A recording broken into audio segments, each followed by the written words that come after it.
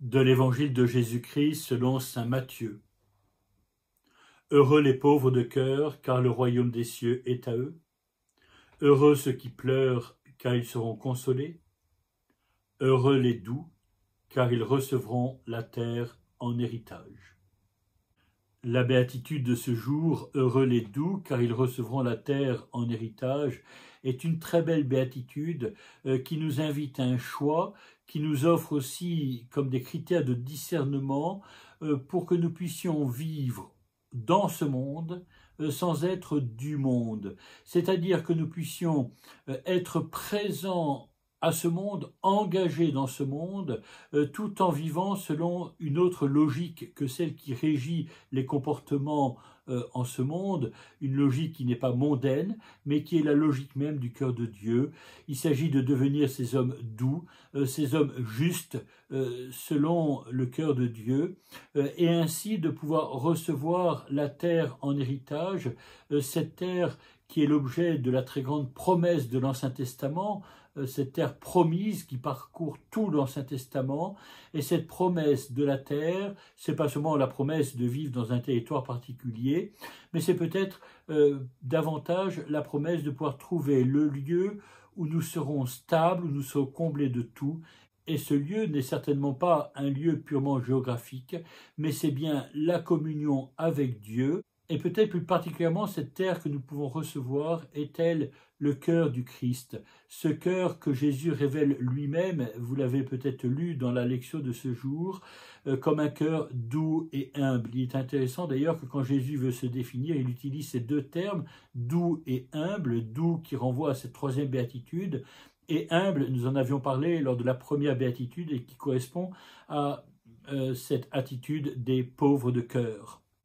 Je vous l'ai dit, tout d'abord, pour devenir ces hommes justes, il nous faut finalement contempler Jésus lui-même. C'est vrai pour chacune des béatitudes, qui sont, vous le savez bien maintenant, comme le portrait de Jésus.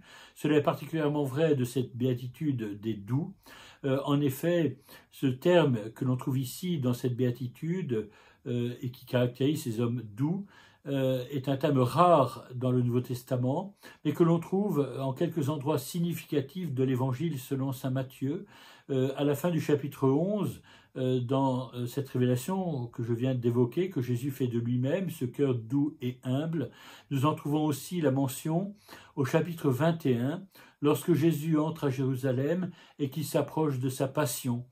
Saint Matthieu, à cette occasion, cite le prophète Zacharie, et évoque ce roi qui vient plein de douceur.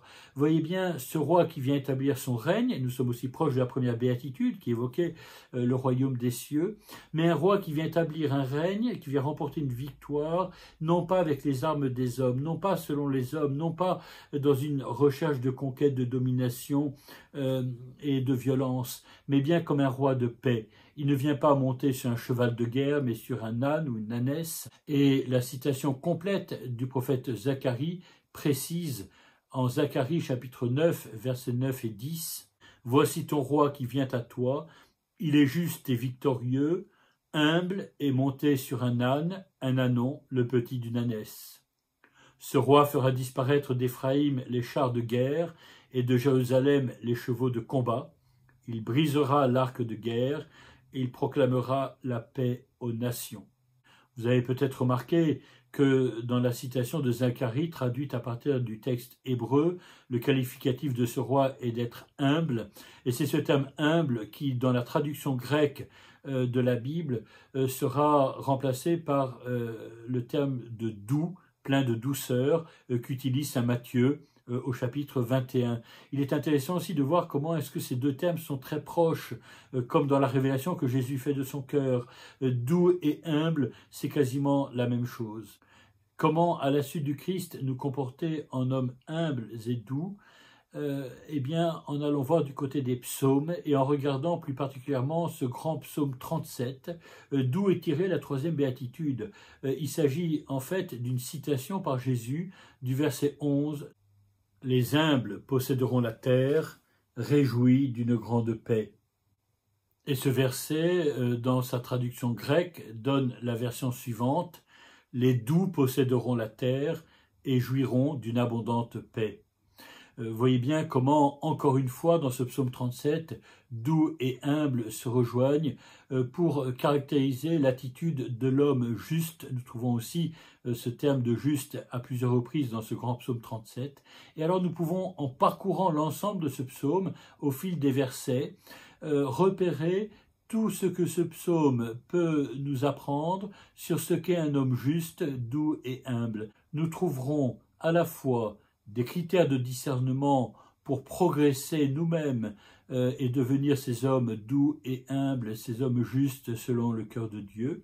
Nous y trouverons aussi des invitations à notre propre conversion, parce que nous sommes toujours tentés de réagir selon la manière dont les impies se comportent en ce monde, et le psaume 37 les stigmatise, mais voyez bien, cela correspond à ce qui est parfois aussi tapis au fond de notre cœur. Il y a donc une dimension aussi de conversion dans cette invitation à devenir et à choisir de devenir chaque jour davantage ces hommes doux et humbles et ces hommes justes, et également des formules aussi d'encouragement, parce que ce psaume 37 nous montre que ces impies qui vivent selon la logique mondaine s'opposent aux justes, s'opposent aux hommes justes et à leur manière de vivre en étant dans le monde sans être du monde.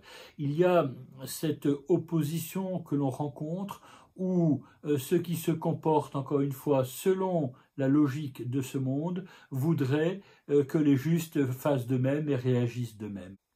Nous trouvons ainsi, dès le verset 3, l'attitude de l'homme juste, celui qui fait confiance au Seigneur, qui reste fidèle, qui met sa joie dans le Seigneur, car il sait que le Seigneur peut combler les désirs de son cœur.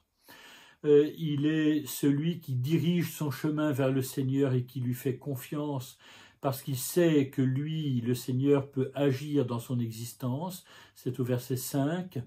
Et au verset 7, nous voyons que cet homme juste est celui qui se repose sur le Seigneur et qui compte sur lui.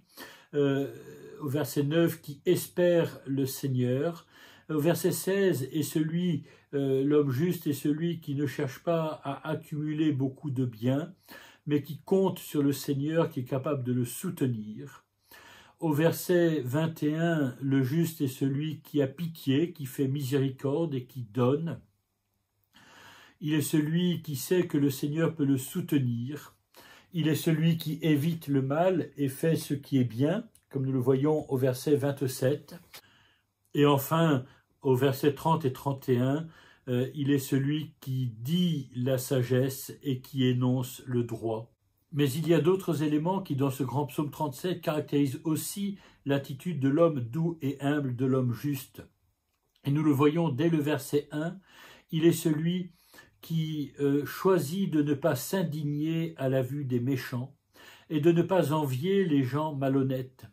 Il est celui, au verset 7, qui ne cherche pas à s'indigner devant l'homme qui réussit à partir d'intrigues, en usant d'intrigues. Il est celui qui doit laisser sa colère, calmer sa fièvre. Encore une fois, verset 8, ne pas s'indigner, même si cela peut paraître légitime à ses propres yeux, parce que en réalité, précise toujours le verset 8, il n'en viendrait que du mal. Nous touchons là vraiment à une caractéristique de ces hommes doux et humbles, d'un choix que nous avons à faire en nous-mêmes pour non pas simplement choisir de vivre selon le bien, mais de même pas être dans ce regard ni de comparaison, ni d'envie, ni de jugement, même pour ceux qui se comportent en impie. Et au terme de cet enseignement, je vous propose 3 petites pistes de réflexion à partir encore de ce psaume 37. Tout d'abord, le verset 31 nous dévoile la source où puisent ces hommes justes, doux et humbles. La loi de son Dieu est dans son cœur. Cette loi, c'est la Torah, c'est la parole de Dieu, c'est l'enseignement de Dieu. Et bien voilà, la parole de Dieu est dans leur cœur comme cette source.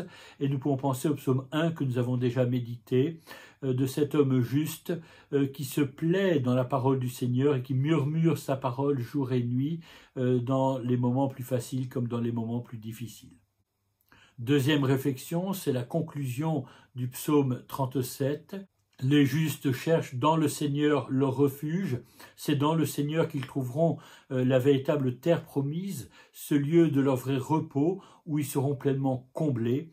Et cela permet de revenir à cette révélation que Jésus fait de lui-même, que nous avions évoquée au début de cet enseignement, de ce cœur doux et humble du Christ dans lequel nous avons notre place, ce cœur accueillant pour chacun d'entre nous, où nous pouvons tous trouver notre repos, tous être comblés, tous être dans la plénitude. Mais en évoquant à nouveau ce cœur doux et humble du Christ, je pense qu'il nous faut aller encore plus loin.